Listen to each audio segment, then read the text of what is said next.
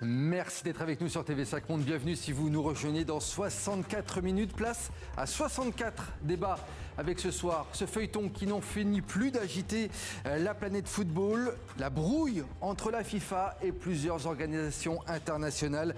Elles dénoncent les méthodes du président de la FIFA, Gianni Infantino, et elles imaginent même créer leur propre Coupe du Monde. Vous allez le voir, on en parle ce soir avec nos invités. Tidiane Ibo, bonsoir. Vous êtes journaliste sportif. Également avec nous dans ce 64 débat, Romain Molina. Bonsoir Romain Molina, vous êtes journaliste et écrivain. Vous avez notamment sorti L'industrie du football aux éditions Exuvie. Merci à tous les deux d'être les invités de TV5 Monde. Tidiane Ibo, on va déjà revenir sur les toutes dernières déclarations du jour. L'UEFA, la CONCACAF et la Fédération asiatique. La CONCACAF, je le rappelle, c'est la fédération qui regroupe les pays d'Amérique du Nord. Et centrale. Et centrale. Trois fédérations. Très important effectivement dans ce dossier. Trois fédérations qui ont dévoilé ce lundi une lettre ouverte pour dénoncer, je cite, le pouvoir solitaire et les méthodes du président de la FIFA, Gianni Infantino. On peut le dire, le patron de la FIFA est de plus en plus isolé après le projet, on le rappelle, d'ouverture à des investisseurs privés. Là, c'est une vraie contre-attaque de ces fédérations. Oui, en fait, ce qu'il y a comme enseignement principal, c'est déjà de voir qu'il y a un contre-pouvoir qui s'organise par rapport à la façon dont la FIFA exerce justement la gouvernance du football mondial. Le deuxième enseignement, c'est qu'il y a un front commun aussi qui s'organise entre les différentes fédérations qui peuvent avoir des intérêts divers.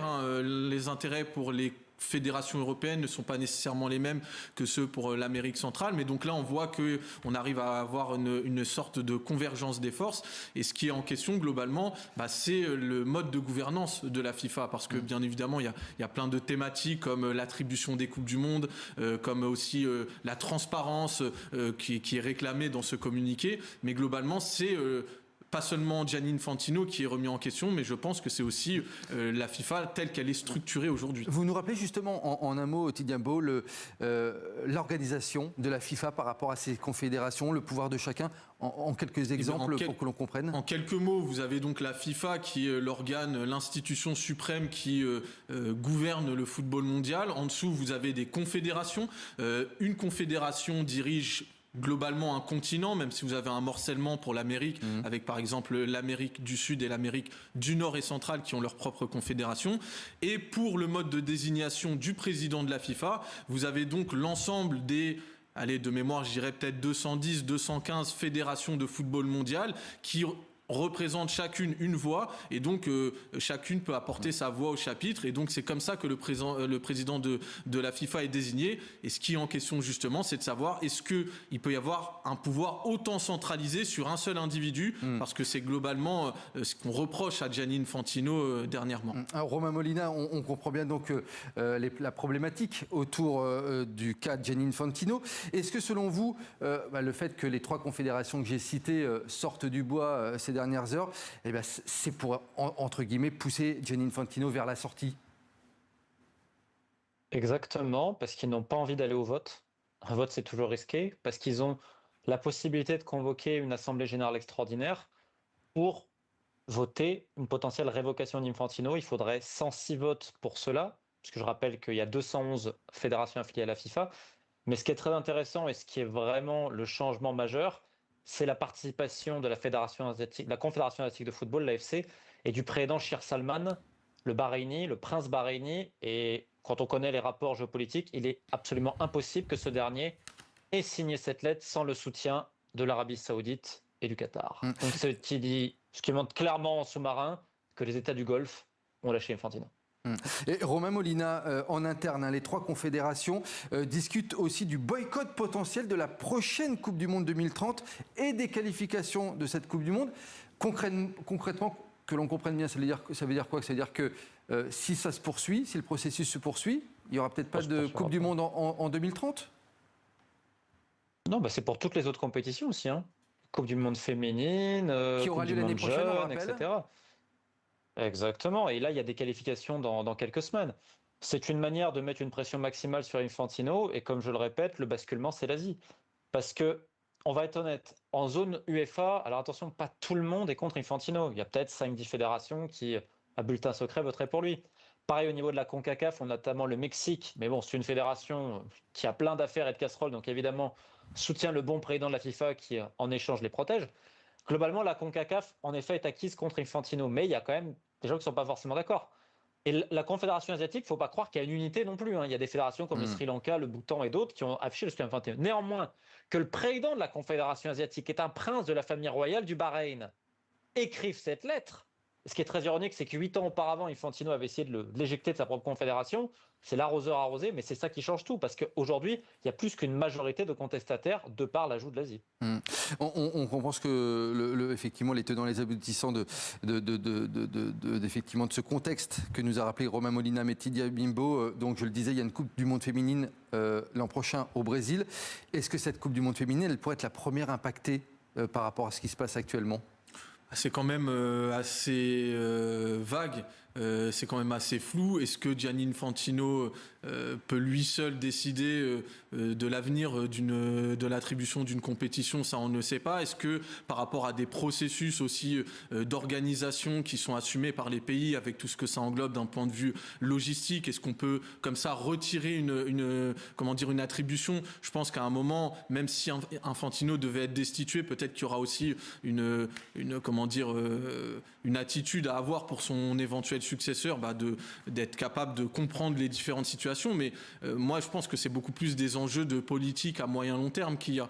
En gros, c'est est-ce que la FIFA peut continuer à être dirigée de cette façon-là? Est-ce que les coupes du monde peuvent être attribuées sur le même mode de scrutin qui a quand même évolué parce qu'il y a déjà eu, il y a une dizaine d'années, une quinzaine d'années quand même, de grosses polémiques qui ont débouché sur la destitution de Sepp Blatter avec l'attribution. C'est pas nouveau ce que vous nous dites. En fait, c'est que la FIFA est dans la tourmente depuis quelques temps, depuis quelques années. Oui, mais pas pour les mêmes raisons. C'est-à-dire que Sepp Blatter, ça tournait beaucoup autour de l'attribution justement de ces compétitions et de l'opacité qu'il y avait, puisque c'était des sortes de grands électeurs qui votaient dans le secret sur qui récupère une Coupe du Monde. Aujourd'hui, on a un vote qui se veut plus démocratique. Chacune des fédérations vote pour l'attribution d'une Coupe du Monde. Le problème, après, c'est toute la dimension politique qui rentre en jeu avec la manipulation des voix. Et ça, on se rend compte qu'Infantino, dans la dimension politique, il est redoutable. Et c'est vraiment le mérite qui est le sien. C'est que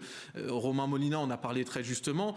Si demain il y avait un vote, on n'est pas sûr à 100% qu'Infantino perdrait, parce qu'il peut s'appuyer sur des soutiens très forts, notamment en Afrique et un peu également en Amérique du Sud. Justement, Romain Molina, Gianni Infantino, il s'affiche un peu partout dans le monde. En ce moment, il était au Maroc, il était en Colombie. On l'a vu notamment à l'investiture du nouveau président colombien, un allié de Trump. C'est pour soigner ses relations à l'international. Pensez déjà à l'après-FIFA. Qu'est-ce qu'il pourrait faire s'il n'était pas relié, justement, Gianni Infantino? Alors déjà, même pas, c'est qu'il aime les gens de pouvoir, il aime être reçu comme un chef d'État. Et en privé, il n'arrête pas de dire, en parlant de Donald Trump, c'est l'homme le plus puissant du monde et je suis à sa table. Donc forcément, je fais partie des hommes les plus puissants du monde. C'est quelqu'un qui politiquement n'est pas très fin, n'est pas très fin du tout, contrairement à Blatter qui avait plein de défauts, mais qui avait une culture politique, une certaine finesse et surtout qui ne s'était jamais engagé avec un homme politique, comme Infantino l'a fait avec Donald Trump, puisque la FIFA aujourd'hui est le prolongement de la géopolitique américaine. Et lui, il le disait en privé il y a quelques années, qu'il rêvait après d'être secrétaire général des Nations Unies, mais d'un autre côté, il n'a pas non plus trop envie parce que c'est pas très bien payé. Il ne faut pas oublier que son salaire à la FIFA a explosé, je crois qu'il a plus de 6 millions l'année, et qu'il avait ce fameux projet, comme vous l'avez dit en intro, de privatisation de la Coupe du Monde, où, en tant que commissionnaire, il aurait potentiellement pu gagner plus de 30 millions par an. Donc l'ONU, c'est bien, mais le business, ça semble un peu mieux derrière pour San Gianni. Romain Molina, autre histoire, l'histoire de la présumée maîtresse salariée de l'UEFA et qui touche des indemnités pour partir. C'est la dernière attaque en date contre Gianni Infantino. Est-ce que selon vous, les détracteurs de Gianni Infantino en ont encore en réserve? En gros, là maintenant, tout le monde va lâcher ses coups, selon vous? C'est le propre du milieu footballistique, vu que c'est un milieu mafieux et criminel qui... En fait, la seule différence entre le trafic de drogue et d'êtres humains, c'est que l'industrie footballistique est légale. Mais ça a les mêmes codes. C'est-à-dire qu'on se tient les uns par les autres avec des dossiers et au moment opportun, on va faire sortir quelque chose.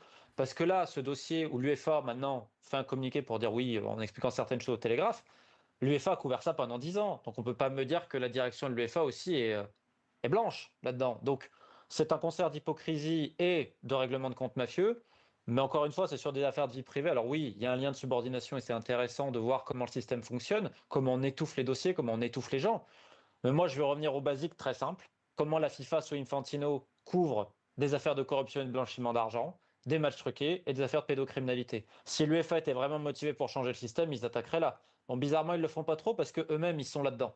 Donc c'est pour moi un grand concert d'hypocrites et ils vont sortir des dossiers en dessous de la ceinture au lieu de s'attaquer aux vrais dossiers. Vive le monde du foot.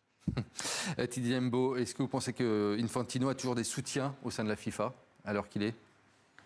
En tout cas, il en a au sein de certaines confédérations, notamment la confédération africaine qui lui est quasiment afféodée, à l'image de son président Patrice Motsepe. On a vu que le communiqué de la CONMEBOL, qui est la confédération sud-américaine, était beaucoup plus tiède et neutre que ne l'ont été les attaques de l'UEFA, de la CONCACAF et de l'AFC. Donc il en a des soutiens encore. Est-ce qu'il en a au sein de sa garde rapprochée ? On a vu quand même certains de... Le numéro 3 de la FIFA, exactement. Kevin Lamour, qu'il a lâché dernièrement, il dit il s'agit du projet d'une seule personne et si cela signifie que je perds mon emploi, qu'il en soit ainsi. Il l'a lâché complètement sur cette affaire d'ouverture à des investisseurs privés, par exemple. Oui, vous avez eu aussi une sortie d'Arsène Wenger qui fait aujourd'hui partie on va dire du cercle de concertation de la FIFA et qui lui a été alors très timidement en opposition avec ce projet de privatisation d'une partie de la Coupe du Monde.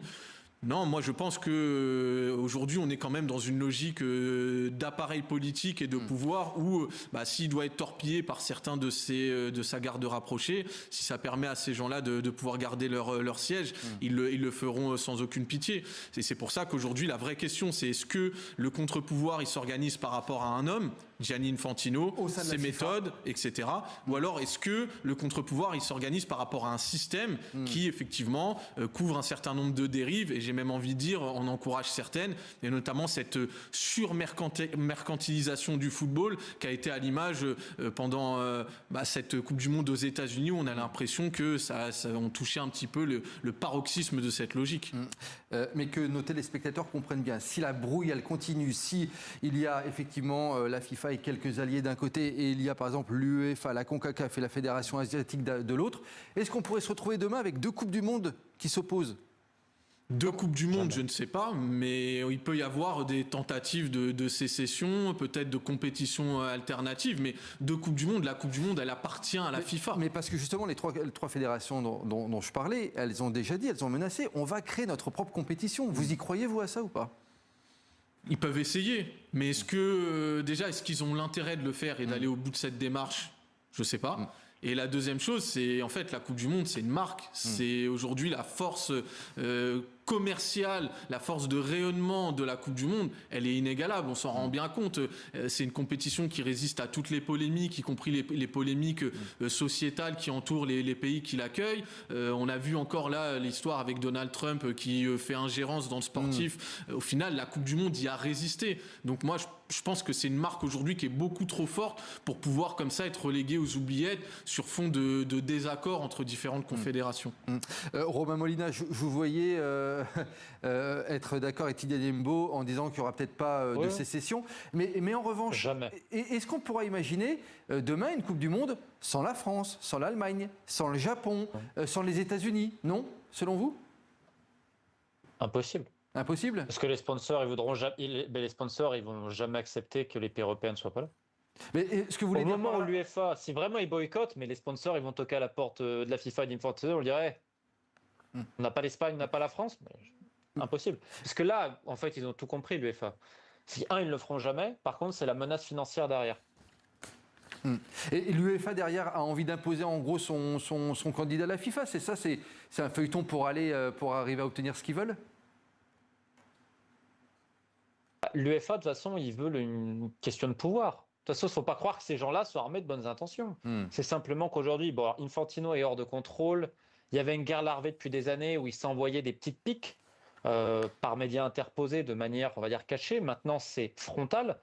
Mais l'UEFA n'est pas une bonne confédération. L'UEFA manie l'opacité, la transparence, ils ne connaissent pas, et c'est un pouvoir qui est tout sauf démocratique. Donc évidemment, ils cherchent quelqu'un qu'ils peuvent contrôler. Donc pareil pour la CONCACAF, du Canadien Montagliani. Je tiens à rappeler qu'il était quand même cité dans différentes affaires où on lui a reproché au Canada d'avoir couvert des abus quand même sur mineurs. Donc on ne va pas me faire croire que ces gens-là sont pour le bien du football. Par contre, aujourd'hui, c'est une guerre de pouvoir. Il y a un gros problème par contre, c'est que l'UEFA, actuellement, n'a toujours pas le candidat à présenter contre Infantino. Et on le rappelle, ce sera en mars prochain qu'il y aura cette élection à la tête de la FIFA. Tidjane Nimbo, une dernière question en guise de conclusion. Est-ce que vous pensez que ce feuilleton avec la FIFA va se poursuivre? Est-ce que ça va se calmer avec la reprise des différents championnats? Comment vous voyez les semaines à venir? Tout dépendra du jusqu'au boutisme ou non de Gianni Infantino, de la façon dont il va être acculé et poussé dans les cordes par le contre-pouvoir qui s'organise. Faut pas écarter aussi à un moment donné de potentielles ingérences politiques, parce que dès lors qu'on est dans l'institutionnel, y compris sportif, et vous pouvez avoir aussi l'ingérence d'États puissants. Et d'ailleurs, on a vu que cette proximité avec Donald Trump, elle avait pu être évoquée sur à un moment donné peut-être une logique de protection d'Infantino par rapport aux attaques dont il fait l'objet. Donc aujourd'hui, je pense qu'il faut être formel sur rien. Mais c'est vrai qu'en tout cas, Infantino, lui, en tant que tel, ça semble quand même très compliqué pour lui de pouvoir continuer. Mais on peut mettre aussi un homme à sa place qui aura à peu près les mêmes intentions. Et on suivra bien entendu ce dossier sur TV5 Monde. Merci beaucoup Tidjane Nimbo pour être venu dans ce 64 débat. Merci à vous Romain Molina d'avoir été également dans ce débat. Je rappelle votre livre L'industrie du football aux éditions Exuvie. Merci à tous les deux messieurs.